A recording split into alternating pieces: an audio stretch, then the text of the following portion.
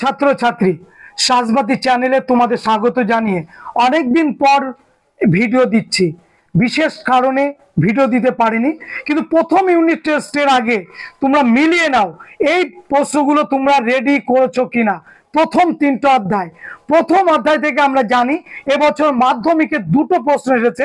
ওই প্রশ্ন দুটো বাদ দিয়ে আমরা বাদ বাকি যে প্রশ্নগুলো এক্ষুনি চোখ বুলাবো সেটি হচ্ছে নারী ইতিহাস চর্চার প্রাসঙ্গিকতা আলোচনা করো, 70 বছরের গুরুত্ব লেখো বা ইতিহাসের উপাদান হিসাবে 70 বছরের ভূমিকা লেখো। একই প্রশ্ন, উত্তর একই হবে। নেক্সট হচ্ছে ইতিহাসের উপাদান হিসাবে জীবনের ঝরাপাতার গুরুত্ব লেখো, নতুন সামাজিক ইতিহাস চর্চার বৈশিষ্ট্যগুলি লেখো।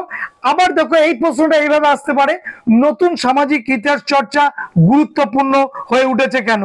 আর লাস্টে যেটা বলবো যে অবশ্যই তোমরা এই প্রশ্নটা দেখবে এই অধ্যায় থেকে, সেটা হচ্ছে সরকারি নথিপত্রের গুরুত্ব। তাহলে এই প্রশ্নগুলো প্রথম অধ্যায় থেকে রেডি করেছো কিনা অবশ্যই কিন্তু মিলিয়ে নেবে। যদি রেডি করে না থাকো অবশ্যই রেডি করবে। কেমন? এবার দ্বিতীয় অধ্যায় এসো। দ্বিতীয় অধ্যায় থেকে দেখো যে প্রশ্নগুলো আমরা রেডি করব একদম মাধ্যমিক পর্যন্ত, কিন্তু শুধুমাত্র ইউনিট টেস্টের জন্য এই প্রশ্নগুলো দিচ্ছি না, একদম মাধ্যমিক পর্যন্ত। এবং তোমরা জানলে অবাক হয়ে যাবে যে 2 নম্বর অধ্যায় থেকে, 4 নম্বর অধ্যায় থেকে এবং 6 নম্বর অধ্যায় থেকে কোনো প্রশ্ন মাধ্যমিকে 4 এবং 8 নম্বরের জন্য আসেনি। আবারও বলছি, 2, 4, 6 এই তিনটে অধ্যায় থেকে 4 নম্বরের প্রশ্ন, 8 নম্বরের প্রশ্ন একটাও আসেনি এবছর মাধ্যমিক পরীক্ষার ক্ষেত্রে আমরা দেখলাম। তাহলে কোন প্রশ্নগুলো করব স্যার? দ্বিতীয় অধ্যায়ের যে প্রশ্নগুলো করবে, 19 শতকে বাংলায় নারী শিক্ষার ভূমিকা লেখো। নেক্সট, পাশ্চাত্য শিক্ষা বিস্তারে রাধাকান্ত দেবের ভূমিকা লেখো। আশা করি করেছো। নীল বিদ্রোহে সংবাদপত্রের ভূমিকা লেখো। ওরই অপশানে থাকতে পারে হিন্দু পেট্রিয়ট পত্রিকার ভূমিকা লেখো।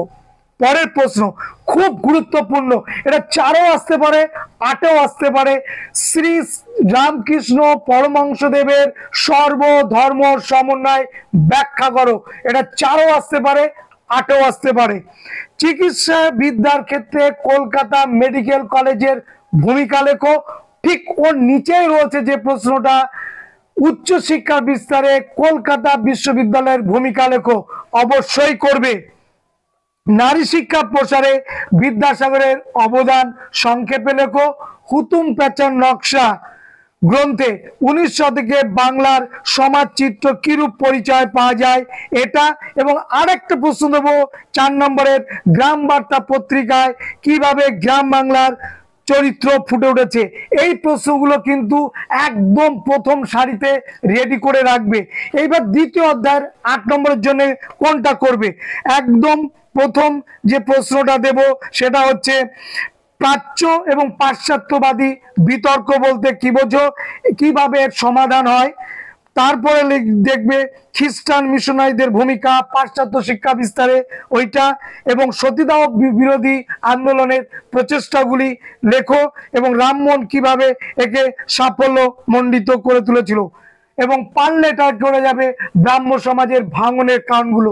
তাহলে দ্বিতীয় অধ্যায় থেকে এই প্রশ্নগুলো কিন্তু করবই, শুধুমাত্র ইউনিট টেস্ট না, একদম টেস্ট এবং ফাইনাল পর্যন্ত।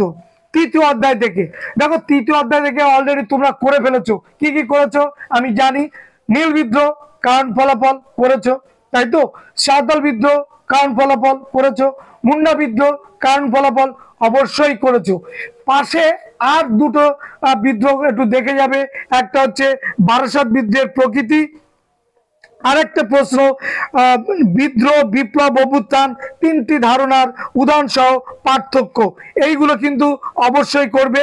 তবে এই অধ্যায় থেকে আমাদের মাধ্যমিকে 3টে প্রশ্ন এসেছে।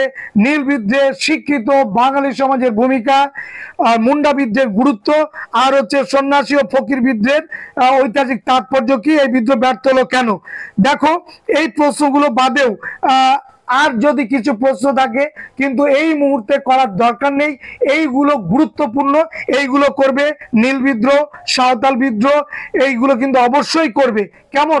আর একটা কথা বলে রাখি, মাধ্যমিক এবং উচ্চ মাধ্যমিকে অনলাইন ক্লাস যারা করতে চাও অবশ্যই যোগাযোগ করবে 91 53 690 676 এই ফোন নম্বরে। আমি সেকেন্ড ইউনিট টেস্টের আগেই অনলাইন ক্লাসটা তোমাদের জন্য শুরু করব। অনেকেই বলেছিলে যে স্যার অনলাইন ক্লাস আপনি শুরু করেছেন কিনা, আমি কিন্তু শুরু করিনি বিশেষ কারণবশত। এবার আমি সেকেন্ড ইউনিট টেস্ট থেকে অনলাইন ক্লাস শুরু করব। আর একটা কথা বলি, যারা অনলাইন ক্লাস করবে না তাদের জন্য আমার এই চ্যানেলে সুন্দর করে তোমাদের জন্য সাজানো আছে ভিডিওগুলো, সেই ভিডিওগুলো দেখবে। যদি কোনো প্রশ্ন থাকে অবশ্যই প্রশ্ন করবে। এবং সেই সাথে বলে রাখি, এই চ্যানেলটা যদি নতুন হয়ে থাকো তুমি অবশ্যই চ্যানেলটা দেখবে, এবং যদি চেনা পরিচিত কেউ থাকে তাকেও এই চ্যানেলটা দেখার কথা বলবে। কেমন? যদি উপকারে আসে। নেক্সট কোনো কথা নেই, এবারের যেটা মূল বিষয় সেটা আসি। মুন্ডা বিদ্রোহ যদি আসে স্যার কটা প্রশ্ন পয়েন্ট লিখবো? দেখো, মুন্ডা বিদ্রোহের কারণ যদি ফলাফল আসে চারটে করে 8টা, এবং উপসংহার ও ভূমিকা অবশ্যই লিখবে। সাঁওতাল বিদ্রোহের কারণ যদি ফলাফল আসে তার ভূমিকা লিখবে, কারণ 4টে লিখবে এবং ফলাফলও 4টে লিখবে, একটা উপসংহার লিখে আসবে। কেমন? দেখো, তৃতীয় অধ্যায় থেকে 2 নম্বরের প্রশ্নগুলো খুব ইম্পর্টেন্ট, যেগুলো সেগুলো বলে দিচ্ছি কি কি। যেমন দামিনী কো বলতে কি বোঝো, দাদন বলতে কি বোঝো, এগুলো কিন্তু অবশ্যই করবে। কেনারাম বেচারাম বলতে কি বোঝো, ভারতবর্ষের প্রথম কৃষক বিদ্রোহ কোনটি, ভারতবর্ষের প্রথম আদিবাসী বিদ্রোহ কোনটি, সিধু কানু কি জন্য বিখ্যাত, ভাগলাডিহির মাঠ কি জন্য বিখ্যাত, আনন্দমঠ উপন্যাসে কোন বিদ্রোহের কথা জানা যায়, এই প্রশ্নগুলো কিন্তু অবশ্যই করবে। কেমন? তাহলে দেখা হবে নেক্সট ভিডিওতে। তোমরা যে প্রশ্নগুলো বললাম পরীক্ষার আগ মুহূর্তে, এই প্রশ্নগুলো অবশ্যই করবে। যারা অনলাইন ক্লাস করতে চাও অবশ্যই 91 53 690 676 এই ফোন নম্বরে যোগাযোগ করবে। কেমন? সবাই ভালো থেকো, সুস্থ থেকো, ধন্যবাদ।